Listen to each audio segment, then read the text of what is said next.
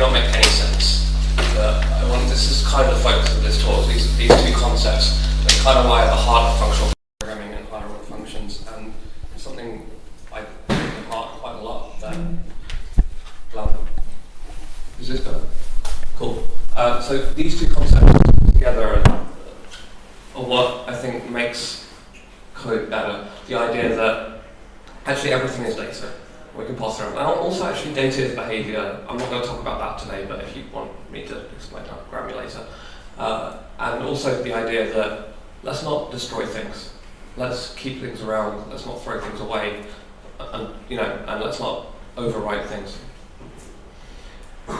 So now I want to talk about something which sounds slightly unrelated. It's the four elements of simple design as outlined by many luminaries. The rules I'm going to take are from J.B. Rainsberg's blog, but there are lots of variations. I like his variations, but they're all fairly similar. So what the first one? That's right. So the first one is a simple design passes all its tests. So I'm not going to talk about testing. I assume that everyone else has that covered. You're probably going to go to about 35 to 50 talks on testing. I'm not going to do that because, well, if you need to know, talk to Adi or Alex, talk to Amy up here in the front, talk to Sandra. There are plenty of people around who will tell you how awesome testing is. I'm also not going to say it sucks, but we're not going to talk about testing except to make sure that the coding I'm going to do, that it continues to pass its tests as we refactor. Okay, so let's move on to the second rule. That was very important. It's the first rule because it's the most important, but there are talks on that. So the second rule. It minimizes duplication. So a design is simple to the extent that it minimizes the amount of duplication.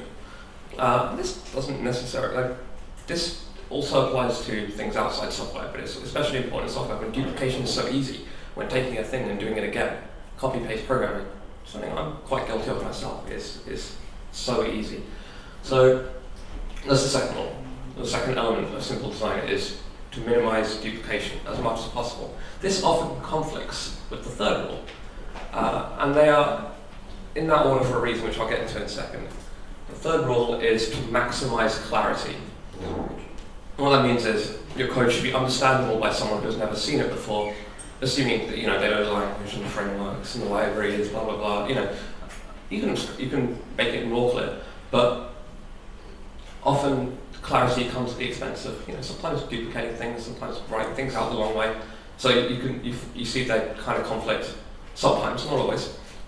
So JB puts the second rule, he puts minimize duplication before maximize clarity. He feels it's a little bit more important. I agree with him in production code. I'd say in my test code, I tend to favor clarity over reducing duplication. I will duplicate code if it makes the tests more clear because I feel that tests is far more important for them to be readable than they are to even be fast. If I can't read test my documentation, I don't write comments, I don't write Java doc. I tend to just write test cases and hope people have the sense to read them. And the fourth rule is to be a little bit minimalistic, to have fewer elements, and that's very vague, so I want to talk about a little bit what an element is. An element is anything that you have to think about. So it could be objects, it could be control structures, classes, files. Just fewer elements makes your design more simple. It's taken straight out of the 80s with the minimalist architecture and stuff like that. Something I really hate actually, but let's not go into that. Okay, so at this point I want to also point out that you should feel free to ask me questions throughout. I might ask you to delay your question if I feel like I'm going to cover it later, but feel free to throw your hand up and if I don't see your hand, shout it out, and I will gladly answer any questions. Or maybe I'll ask you to delay them to the end if I feel like I'm going to cover it in a bit. So at this point, are there any questions? Wonderful. Let's write some code. So let's make this readable first of all.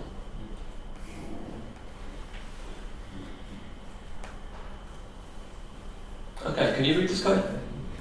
Make it bigger? How big? That's pretty too big. Can't read any code. Okay. Let's look at this one first. Pretty sure that was supposed to be first. Okay, so what I'm going to talk about is a project I built actually for the purpose of doing this talk. And then I kind of got into it, and it's a lot bigger now than it ever should have been. It's called Quacker. The reason being that it's a Twitter clone. It's a really bad Twitter clone, which is why it's called Quacker, because, well, ducks are like stupid birds, and this is a stupid Twitter clone. It's like I said, it's not very good, but it has enough concepts that we can talk about, and it has enough structure and behavior that we can talk about how to clean up and make it better. So this is a representation of the timeline. And timeline is, if I go to twitter.com/someone's name, you see all their posts in reverse chronological order, so what they had for breakfast and what they had for dinner the previous day and who they met and then what they had for breakfast again, because this is all anyone says on Twitter, and then some rants about how code is terrible. So this is something that just maintains it in memory. That's why it's called in-memory timeline, and it just, you publish things to it, and it adds it to the beginning of the linked list, and then we loop through it later when we're rendering it and render it to this interface that's been passed in. I hope that's fairly clear. It's about 8 lines of code in that method for something that's fairly trivial, so let's see if we can improve that a little bit, shall we? So, what I want to talk about is the concept of streams, or lazy lists, or functional lists. You can describe them in lots of ways, and they're done in different ways in different languages. So that if count equals maximum feed length break, all that's doing is saying if we hit 20, stop, because no one ever needs to see more than the last 20, because no one needs to know what you had for breakfast 20 days ago. So let's see if we can simplify this a little bit. So instead of doing it this way around, what happens if we say, I'm going to create a lazy sequence here of the messages, and that just gives me some nice methods I can use. And then I say, for each, let's just limit by the maximum feed length. And that's fairly standard. You say where you have sublist on list, you can pull out slices from the list. So far, so normal. Let's do something a little bit different. We'll go for each new consumer. And then we have a consumer, and what we're doing here is internalizing the loop. The loop is no longer part of our language, it's part of the library. I don't really know what for each does. I can assume from the name, but it could loop through twice. It could call that behavior 100 times for all I know. It could call it. It could go through the list and call it once on the first element, twice on the second element, 3 times on the third element. I don't know. The point is, by doing this, I'm asking my list object to handle the looping, to handle the iteration through all its elements. I don't have to worry about it, which is kind of nice, because it means I can do all sorts of crazy things, like just pass. And essentially, what I'm doing here is passing it a load of behavior and saying, hey, do this thing as many times as you want, or not at all, however you feel, which is kind of useful. So this looks a bit ugly, you might have noticed. I'm not a fan of it. And the standard Java practice when you're doing functional code in Java is to do this. Render message to the correct method, and then we have this lovely little thing in our IDE which makes it go away. And then look, it reads really nicely. And you can even do things like, come on, IDE. Put it on lots of lines, and it's kind of obvious what it's doing. You take these messages, you limit by the maximum feed length, and you say, for each message, render the message to this render. Kind of cool. I want to, mostly in the interest of appealing to the C# people in the room, I'm going to do something slightly different. I'm going to use a feature of Java 8, which is not yet available except in alpha. And the reason I'm going to do that is 2 reasons. 1, to make the code a little bit more concise so it's easy to read, and 2, because I want to explain a couple of things that aren't currently possible but are really cool. Scroll a little bit higher. That? Okay. Cool. So now we have this lambda. And it's the same as we had before. It's just a little bit shorter. And in Java 8, a lambda is any implementation of a single method interface. So any interface that has one method can accept lambda. So Yeah, that looks pretty cool. It does the same thing. I'm not entirely sure it's better. Is that still readable? Marvelous. But here's where it gets interesting. What I'm saying is, for each message and then pass it straight to this thing, what if I could just pass that method around like it was behavior? Like it was data. Well, it is behavior, let's make it data. So now what I'm saying is, for each message, do this thing, here's some behavior, go do it. And this is kind of lovely in that all I'm doing is receiving behavior and then passing it on in some other manner. And what this means is we can, we can pass behavior around, which means, how do I explain this? You could do things you never really thought of. You can structure things in a different way. When things like your loops and your if statements and even your methods become things that you can just pass around, like however you like, you can structure your code in a very different way from the standard imperative style of do this, then do this, then do this. So let's look at actually four elements of simple design for a moment. So this definitely has fewer elements. There's no counter. But I could have done that with the sublist method already. Does it maximize clarity? Does anyone feel like this is clearer than the previous example? Cool. It's clear that you're receiving some behavior and they're just passing it straight on and not really worrying about the internal workings of it. I don't really care how many parameters that render takes or anything like that. All I care is that it fits the mold that for each needs. Does it minimize duplication? Kinda, but not really, because I don't think there was much duplication in there to begin with. Where it becomes interesting is when I see the same code right here. Ooh. Probably shouldn't have done that. And then something that probably should be factored out into a third thing between these two classes becomes so trivial that maybe I'm actually not worried about that duplication at all. Maybe it doesn't even feel like duplication when it's that small. So if I take this same statement and put it there,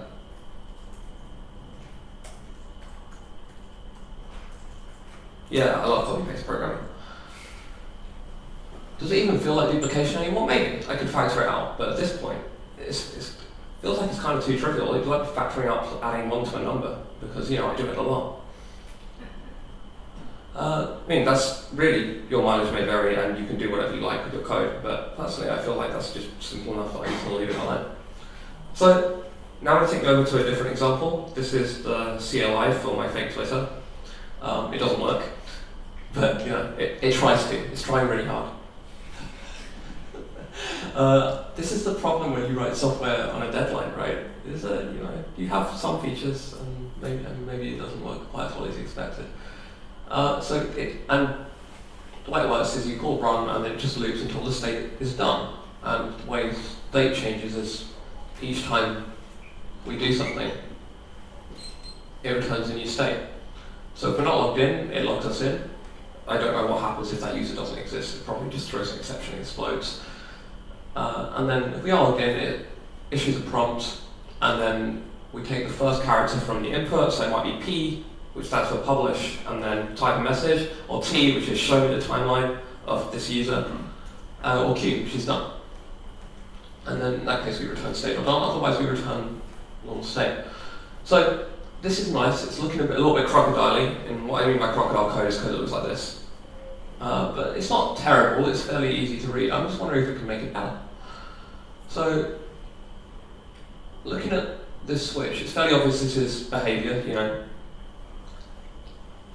a thing happens and a thing happens and a thing happens. We're not that is interesting.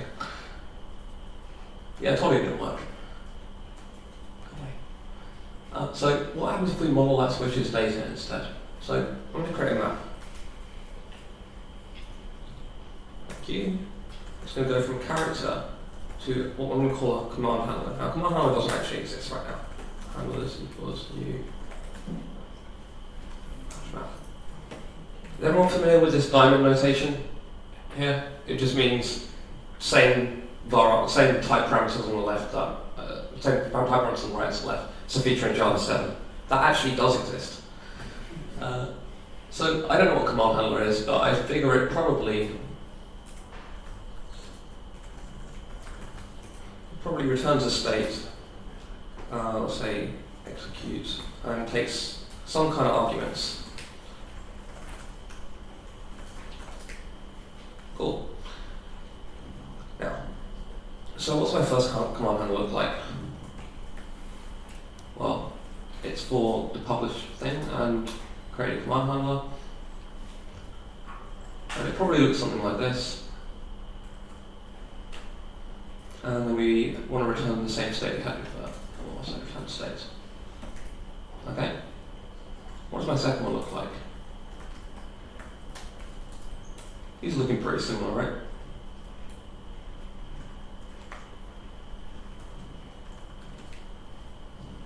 So, grabs the username to look up, and then opens the timeline, and then renders it to the console. That message list renderer is just a thing that renders any kind of message list, so a timeline, or what I call a profile, or a feed, which I'll explain later, and we return the state. Cool, so far so not that difficult. And you may have seen this pattern before. It probably has a name in the patterns book. I couldn't tell you what it was, but you know, one of those agile guys would probably know. And what does Q do? It just really returns a new state, which is done. Alright, so now we change our behavior to, well, let's worry about this. I think actually our arguments are just going to be the username to look up here, and it's going to be the message here. So now, all I want to do is say handlers get command dot. I didn't run my test for the last one, did I? That was bad of me. And then execute the arguments, which is command dot substring 2, which you can see is like in both cases we do the same thing here. Alright, cool, and then I return the new state. And then I can extract those out to, you know, put it up top as fields rather than building it every single time I call next. And you know, my code might get a little bit cleaner. That's when I run my tests. I don't know if you guys can see it at the bottom. Oh, okay. Run my test. Oh my god. There we go.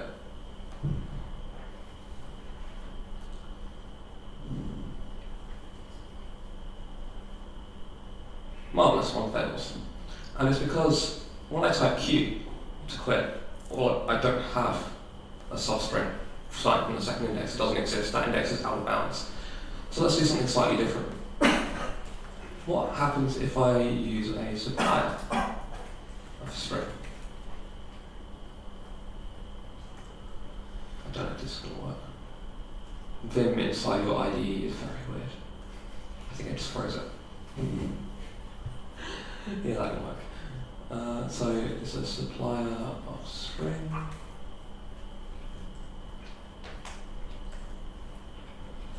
What does that mean? What is a supplier? Let's have a look. It's an interface. It has one method called get, which returns a thing. Anyone who's used Juice or Guava has probably seen this before, or anyone who uses C# has probably used this kind of concept. What does it mean? It means that now this data becomes behavior.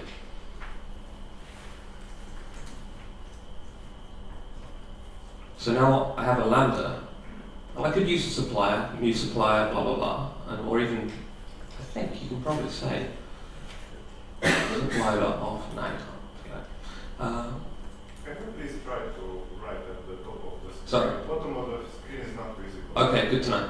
So what I've done here is add these 6 characters, that's not helpful, to my code, and what that does is instead of passing in command.substring2, I pass in a function which when called with no arguments returns command.substring2. And the difference between that is I never have to do that if I don't want to. I've delegated the behavior to the command handler itself rather than assuming I only want. I just give it a thing and it can use it if it wants to. So my quit handler won't do that. But my other 2 handlers, my publish and timeline handlers, will. So Now let's run my tests and see what happens.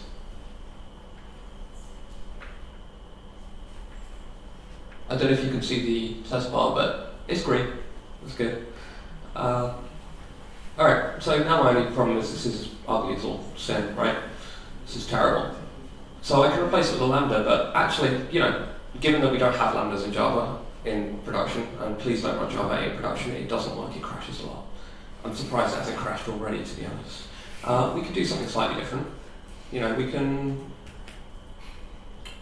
change class signature. That's what I wanted. We can call it in a class. So this is just polymorphism, really, right? All I'm doing is instead of switching, I've just turned it into a lookup table and some polymorphic types on an interface and saying, hey, you deal with it. And I can do the same thing here. This is the timeline handler, and this is the quit handler. And that works without any magic, without any voodoo. You just pass it, you just construct this hash map with all the right things in it. You can make that immutable if you want to, and then look up the thing you want. You can even use things like Apache's defaulted map to say, if I get a thing and I've never seen it before, if there's something that's not in this map, return a handler that does nothing and just prompts again, or returns an error message. And Ruby, this is even easier. You just create a hash with a default. C# is probably possible, but I'm not a C# guy. So again, let's go back to the 4 rules of simple design. Is this clearer? Does it have fewer elements or more? So it has more of some. It has these handler concept which we didn't have before, but it doesn't have that gigantic switch, which is kind of nice. And it means we don't have to think in terms of characters and substrings. We think in terms of commands and things that execute on commands. So while we don't have fewer concepts, we do have concepts that are closer to our domain, which means we have more understanding about what we're talking about, and anyone who comes along will be able to visualize this as a mental model much more easily. And I think we're avoiding a little bit of duplication too, which is kind of nice. Alright, how much time do I have? What have I been going for? Quite a long time. Sorry, I like to talk. Let's take a more complicated example, see what we can do. By the way, remember you could just shout questions if you want. So this is the aggregated profile feed. That may not make any sense, but what I've defined feed to mean in my domain model is the view you see when you go to twitter.com, let's say. That's what this is. It's an aggregation of everybody that you follow. In fact, you can see we have a list of followees, which means all the people I'm following. It's a list of profiles, and all the profile does is wrap a timeline, to be honest. It also allows me to block certain phrases and a couple other things. What's interesting about the feed on Twitter is it's not just, here's a random mishmash of a bunch of messages. It is chronological, in that if I tweet 5 times and then someone else tweets 5 times, you'll see his 5 before my 5, and it'll be sorted in a way that makes sense. So, what does that get us? It gets us to this beauty. Now, I'm not going to ask you to read this code, but I will explain roughly what it does. I'm not going to go into detail. So we have a list of messages which we're going to build up. By the way, is this code readable to everyone? Yeah, I can make it bigger if necessary, but there's a lot of it, so I'd rather not, if possible. And then we create this map from a profile to an iterator of messages. Iterator, you probably remember in Java, it is mutable. You call next on it repeatedly, and it returns the next thing. You can ask it whether it has a next thing, so you don't crash, which is kind of useful. But mostly it's, you just call next a lot. You can see that here, in fact. So what we do is we build up this list of timelines by calling profile.iterator. And then we also store the next message because we want to grab a load of messages and then pick the first one. Once we consume that in the iterator, it's gone. So what I want to do is cache it so that if we need it later, we can still pull it back. So this leads to this double map thing where I have not just the timelines, but also the next message for each profile, and then the iterator has the rest of the messages. So I store the timeline in a map, and then I loop through until I find a message that is not blocked by this list of block strings. You see this is getting pretty complicated. And then I store it in that list, or I store it in the map. When I actually use a message, when I add, let's scroll further up. When I add a message to my feed messages, which is the thing I looped through earlier and rendered, I also remove it from the next messages. What am I trying to say? I remove it from the next messages map, and then find the next message in the same iterator, which again is not blocked. So we're already seeing some duplication between this while loop right here and this while loop here. In fact, they're identical. It's hard to tell because they're so far apart, but I could pull that out. And then in the middle is the thing that finds the next message in reverse chronological order, which is defined by this comparator up here, which just says, do my things in reverse. Okay, so I could pull this while loop out into a new method. So let's see what that gets us. It gets us to a thing which takes 3 parameters and mutates 2 of them, which is I would say it's even less clear than the current code. It's not helpful. You can't always, this is something I've heard a couple of times at this conference, you can't just use extract method everywhere and hope your code is readable. It doesn't work. What we need to do is make explicit the implicit mutation that's happening in the iterator. That will get us some of the way to highlighting a mutation, which we can then start to remove. So what I'm going to do is replace that with that same lazy sequence, which you saw earlier. Which is good. So instead of storing an iterator, we're going to store a lazy sequence off the profile.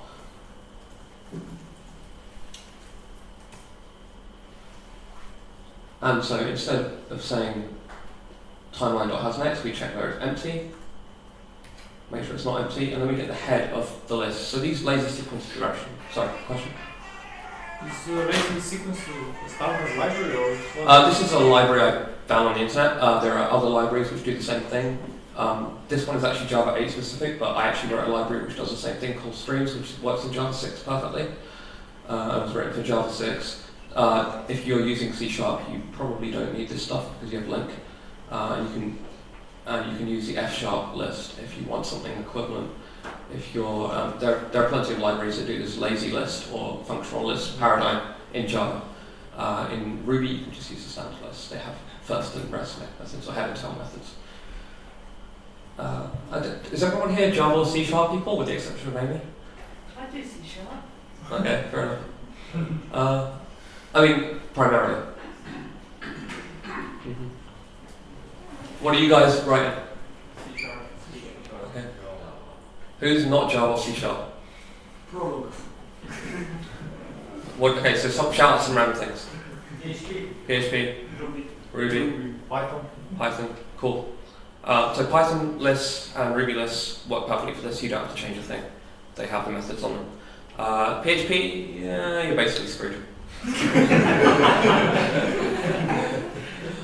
This is a pipe dream for you guys. I'm lying, you have functions, you can pass them around, you're much better off than Java guys. You can use it. You can implement iterators that do lazy stuff in PHP. Fair enough, good to know. Talk to this guy, he sounds like he knows what he's talking about. I really don't. So going back to this. So I get the next message from the head of the timeline. But what I also need to do in this case is mutate it myself, because now calling next calling head does not mutate my iterator or my sequence. So I need to do it myself. So I do that by saying timeline equals timeline.tail. Right? And I'm going to just go ahead and copy and paste this right down here. Let's see if that passes our tests. Please pass the tests.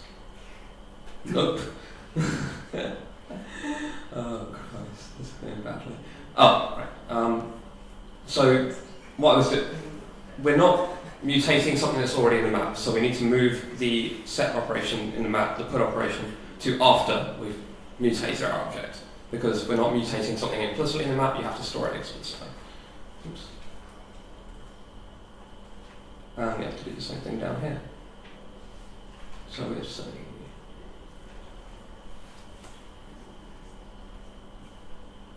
please pass the test. Woo! I like it when that happens, it makes me feel good. Sorry, can I ask a question? Go for it. What were the error messages that appeared when your test failed? They were saying that messages were coming out in the wrong order. Oh, it was something with Scooby.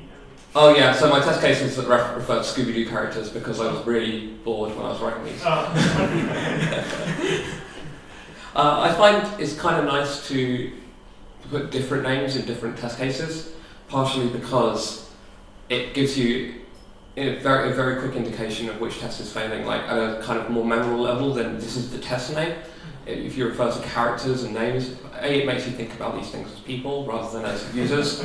I don't like the term user. There's only 2 industries that use the word user. We are one of them. The other one is the drug industry. I don't like that word.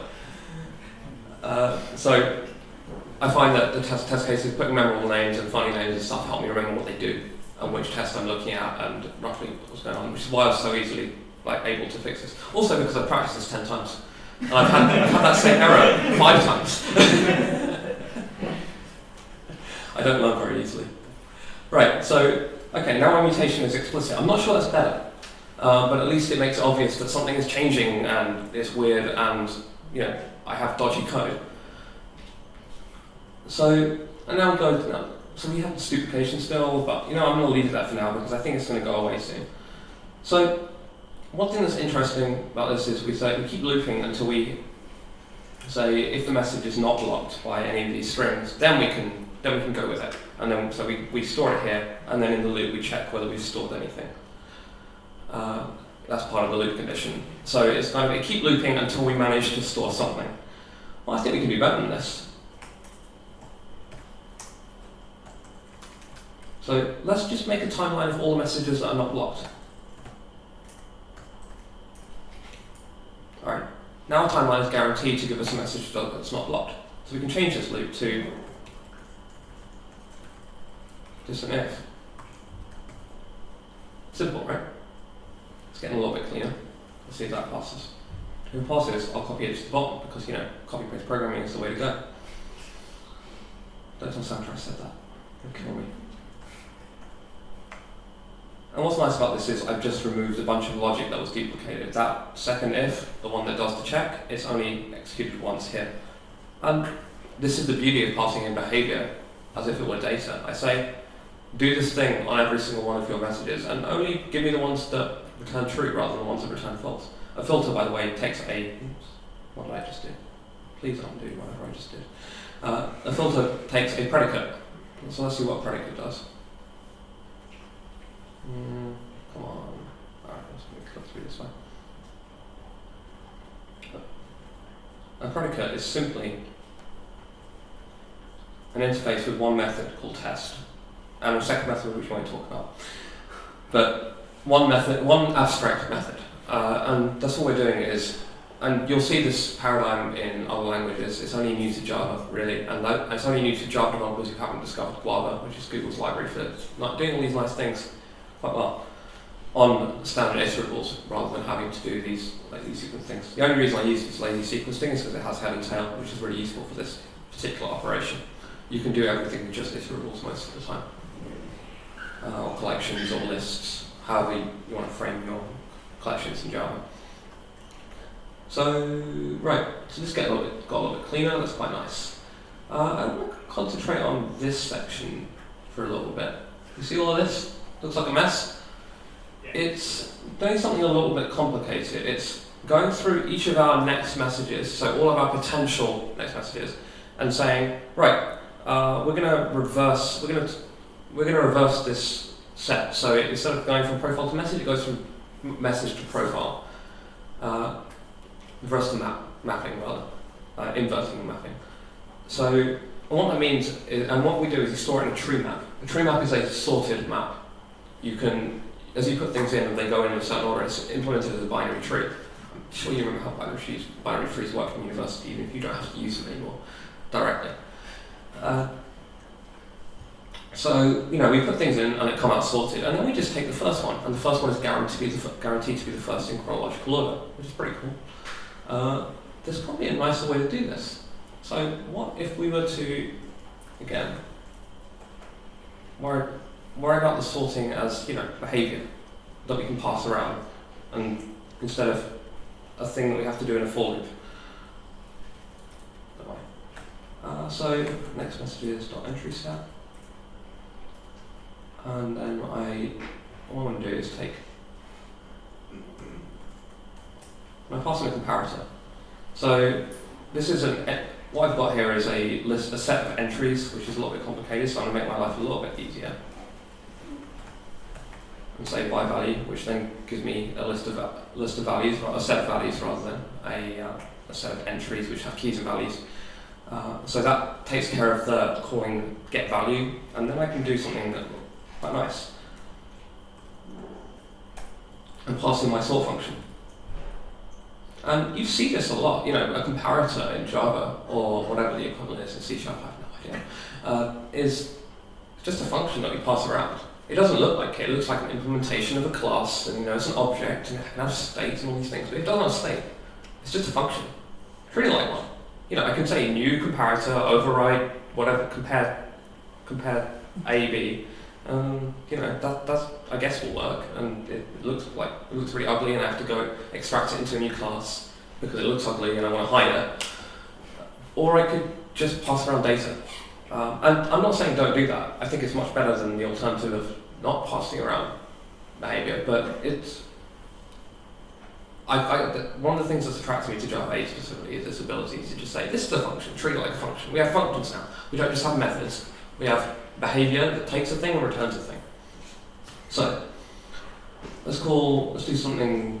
So, all I really want to say is, okay, so if I need to give types, it's not that clever, unfortunately.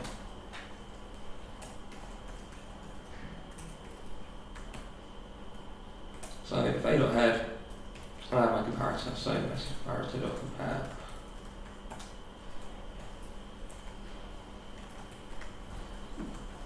Just want to return that, really. Oh, come on. What's wrong with you? Comparators dot? That should be fine. I got this wrong. I can't read the error messages. Excuse me for a second while I go debug my code. You think I would practice this better, but no.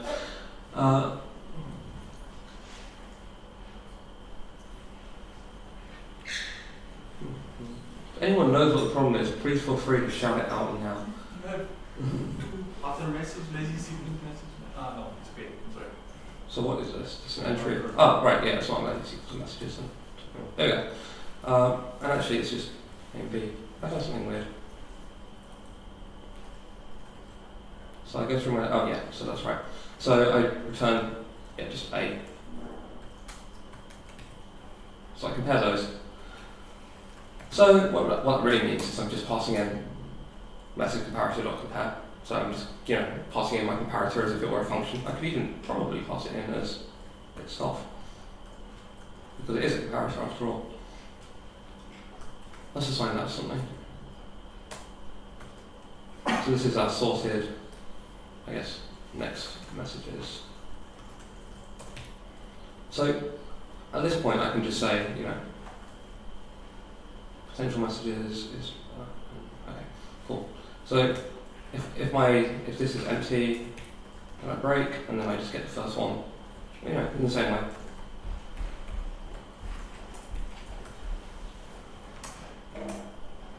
And then my types are reversed because I was reversing them before, and now I'm not doing that anymore.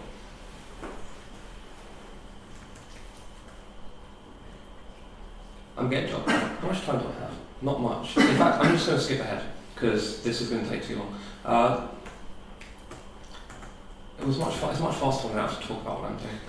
Okay, so what this really is doing is, if you take my YAML mutation, what it's doing is taking a thing that is sorted in reverse chronological order, and another thing that is sorted in reverse chronological order and merging them so that they are all still sorted.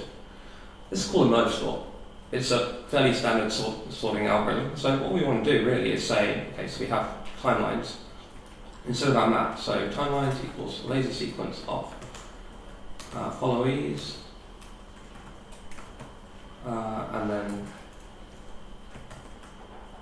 and so for each followee we have a lazy sequence of that, because each one is actually just a list of messages, and I can just pass around the method reference.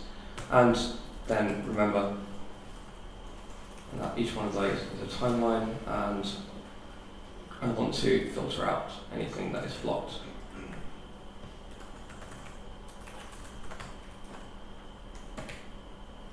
Okay, cool. This is a much more interesting representation of the timelines, and it's one that doesn't require any mutation. So then I just want to merge a sorted set of timelines, limit by the maximum feed length, and then render to, and then for each one of those, render it. Easy. We just need to implement this. So, first of all, what do I flatten so I get sorted? Well, so I merge them all together. I get one sequence which is just messages instead of a sequence of messages. And let's not worry about how that's implemented for now.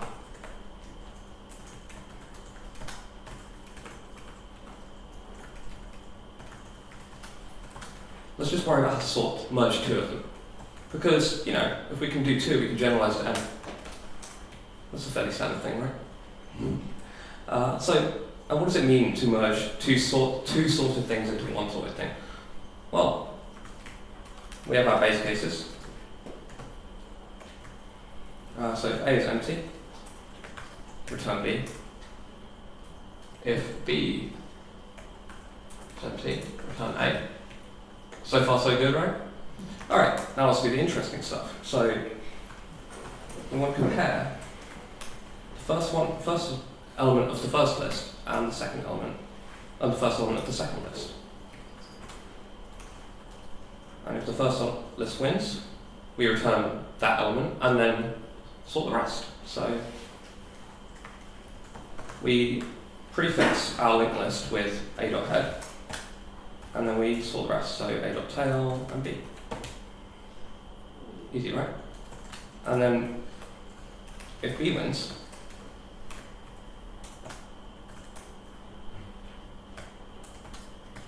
we just do the opposite. There's a problem with this. Can anyone tell me what it is? That recursion is going to bite us, especially in Java. We're going to go forever. We don't want to go forever. We only want to take the top 20 things. So instead of passing the data, instead of passing the list, let's pass behavior. Let's pass a function that, if called, if it's ever called, merges the rest of the list, rather than, you guys probably can't see that at the back, pass a function that merges the rest of the list. And if it's called, it will start to merge, and then that will yield a function that continues. We should probably put some returns in.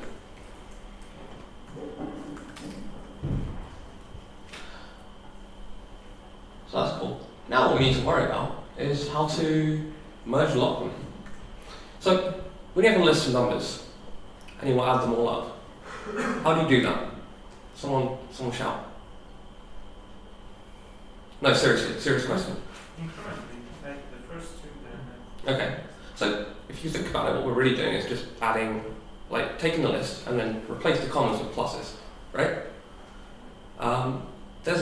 There's a really nice functional concept for this. It's called reduction or folding. So you take the first two things and you combine them in some way. That's your accumulator. Then you take the accumulator and combine it with the third thing. Then you take your accumulator and combine it with the fourth thing. So our combiner is really just our merged two lists. So what we do is we say return timelines, reduce, and we start with an empty empty list. And then given two things, return and sorted. We can even make it a lambda.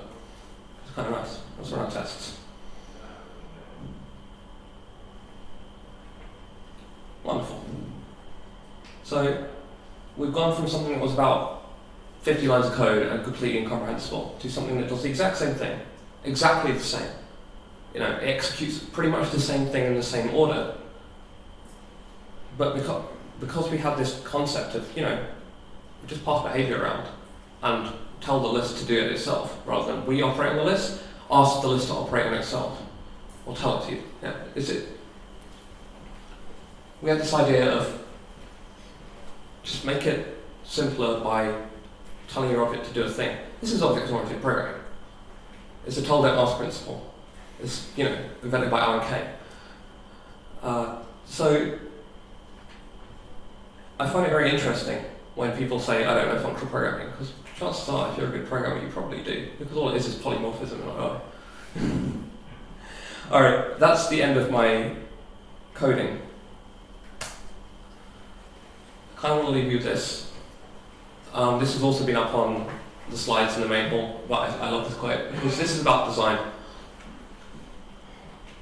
Antoine de Saint-Exupéry, he did a lot of things. He wrote books, he built things, and kept going. He wrote very short books because he kept pulling stuff out until it was a good book. He didn't write more. He did. If anyone a Game of Thrones fan here, he writes more. He deleted things. He kept deleting until it was good, and that's something I kind of take to heart with my code. It's like, just if it's terrible, keep deleting. All right. So that's kind of the end of it. Going back, actually. Just thinking about that code, I do want to go back to those 4 elements. So pass orders test, that's a win. It reduces duplication. Is this clearer? Is it clear what it's doing?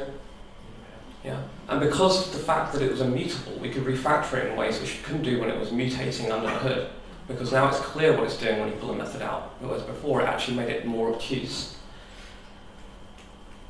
And we have far fewer elements, which is kind of nice. All those maps, they're gone. They don't exist anymore.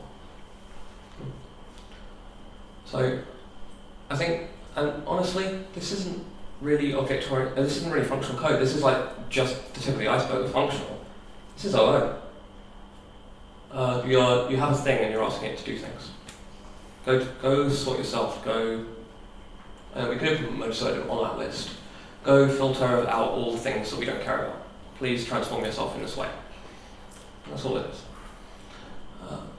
I don't really have a conclusion, apart from, because honestly, you should be drawing your own. I don't know whether this makes any sense. I hope it does, but I think it's a nice way of approaching problems from the point of view of, let's think about the data and behavior, not worry about which is which, just ask things to do things. And let them worry about how they're going to do it.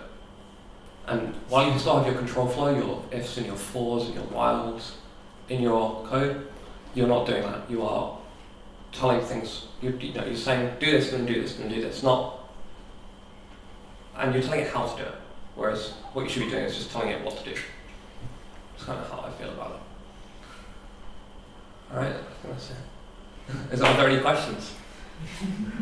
Is this completely bizarre? Does it make any sense at all? Cool, okay. That's really good to hear. So question? Go ahead. So how will this differentiate Java 8 from Scala? Where you typing there is very similar to where Scala is now. Yeah, I think there are a couple differences. One is that we're still conforming to our interfaces. Every single one of these functions is backed by an interface.